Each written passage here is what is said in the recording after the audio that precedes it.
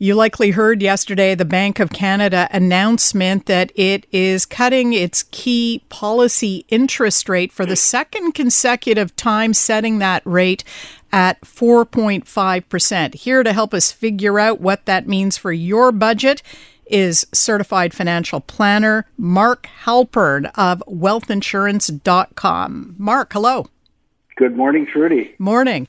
I would think that at the consumer level, the biggest winners of this rate cut would likely be homeowners who have a variable rate mortgage. Is that your take on this too? Yeah, and even the people who don't have a variable, they have a fixed rate. You should just know that 80% of all mortgages outstanding as of March 2022 are coming up for renewal still in 2024. That represents about $250 billion of mortgages. 2025 is going to be over $350 billion. So this is good news for consumers, and it's also good news as a political move because, people are really stretched and you don't want to have hundreds of thousands of foreclosures in this country of ours and lead to a terrible recession of sorts. So there is good news, and it's great that this is the second rate cut since March 2020, and we're expecting 3 more possible cuts before the end of the year, which is all great news for homeowners and people who are borrowing money and people who are in business, etc. I would think that those subsequent cuts might kind of bump up the interest of homeowners, because the figure I saw was on a variable rate mortgage, every quarter point drop, which is what we saw yesterday, means $15 less per month per $100,000 of mortgage. So for a lot of people, we're not even breaking $100 savings per month yet with the drop we saw yesterday and maybe the ones coming. Do you think this is going to be enough to perk up the interests of people, for example, looking for property? Yeah, I think it's going to provide some stimulus for the housing market. In the GTA of Montreal or Toronto or Vancouver, look at house prices are still exorbitant, and home ownership and home costs are still the biggest line item other than taxes on sort of people's net disposable income, et cetera. But I think the rate cut should provide a boost to the housing market, making mortgages maybe more affordable and potentially stimulating some home buying activity. Does a rate cut of this size trickle down as well into other forms of loans aside from mortgages, like car loans or? Sure. Borrowing, the effects of the rate cut are great for anybody who's borrowing money.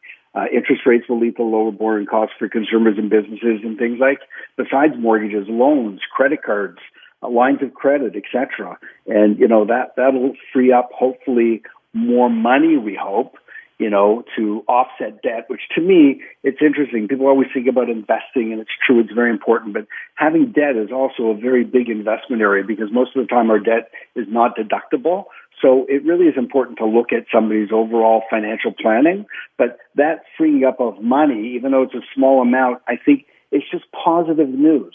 We're living in a world where it's like every day there's negative news, and we believe as planners that there's no bad news. It's only bad news if you haven't done any planning. If you've done planning, it's just news. So it's really important that people take care of all those sort of incompletions in their mind or those things that are renting space in their brain. Sit down with a professional advisor and look at the big picture and make sure you have a team in place to make sure that you're taken care of. So as a financial planner, Mark, what would you advise people to do with the money that they will be saving due to this rate cut? Should they put it into debt reduction? Yeah, I would say so. Look, if somebody's sitting there and has credit cards and their interest rate is 19.99%, that's egregious, right? So they should really, there's a famous book by David Chilton called The Wealthy Barber, right? And he says that, there are 2 types of people. There are those who spend first and save later, and then there are those who save first and spend afterwards. So we have to get into that category of saving first and paying ourselves first. And that really means looking at your debt, making sure that you have, as far as your income, you have an emergency fund of anywhere between 3 and 6 months of money available. And then you have to look at things like investments. And I believe taking advantage of a lot of the government benefits, like there's a first-time house buyers plan, there's RESPs, there's TFSAs. Really, there's some free stuff that the government offers that people have to be aware of, and those are great places to put your money. And then finally, you need to look at protection, making sure that you have a will and powers of attorney and life insurance in place. That's an overall plan. It's not just one address for your money. Why do you think the Bank of Canada has chosen this path, not only to announce this second in a row rate cut, but to signal that there are more coming? Was there a lot of worry among economists and money watchers about where Canada was heading? Absolutely. I mean, look at the big thing was inflation, right? Inflation was peaked at 8.1% in June 2022. And as of June 2024, it's down to 2.7%, after a slight increase in May. That is normally when interest rates are going up, is to protect against that, and also to protect against a possible recession, and of course it's had an impact in supply chain. It's had an impact in running a business, salaries for people, et cetera. I think the big thing, though, is, we've got an election coming up in 2025.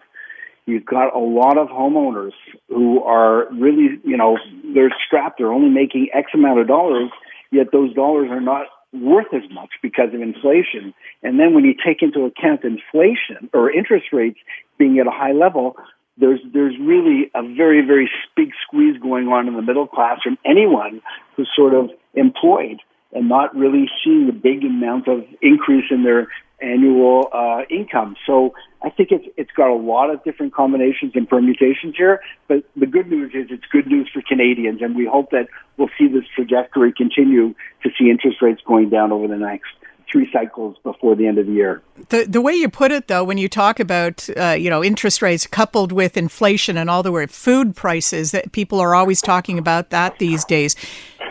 Is this going to generate optimism at the grassroots level, at the consumer level? Yeah, I don't think you're going to see a huge swell of people going out and buying and spending. I think people will just feel that we're on a path and going in a positive direction.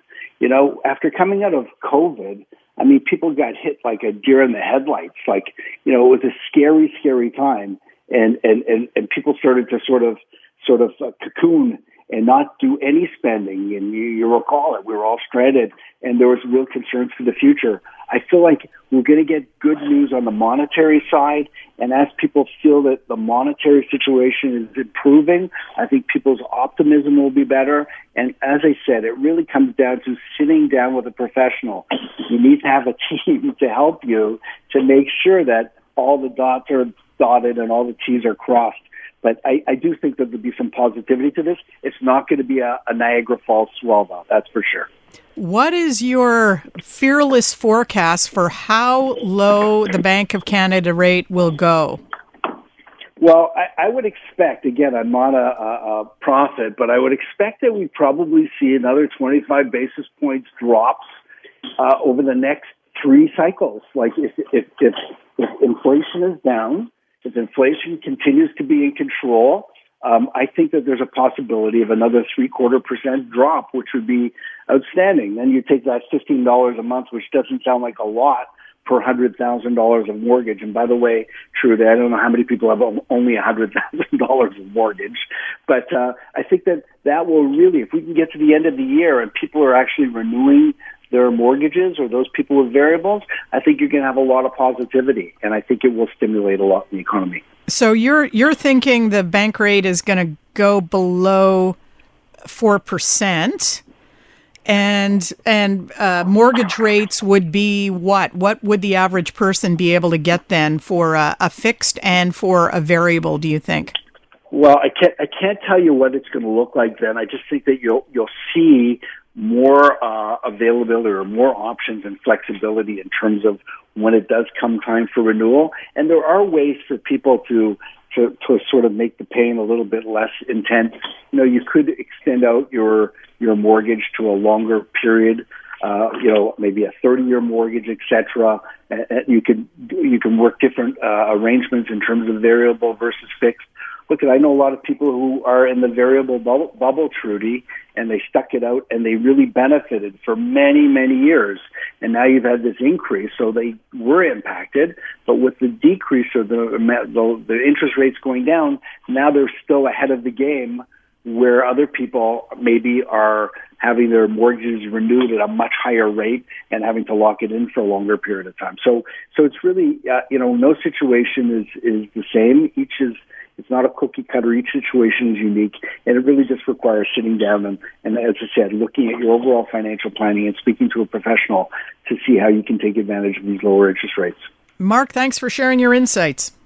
That's great. Thank you so much for having me, Trudy. Mark Halpern is a certified financial planner and the person behind wealthinsurance.com.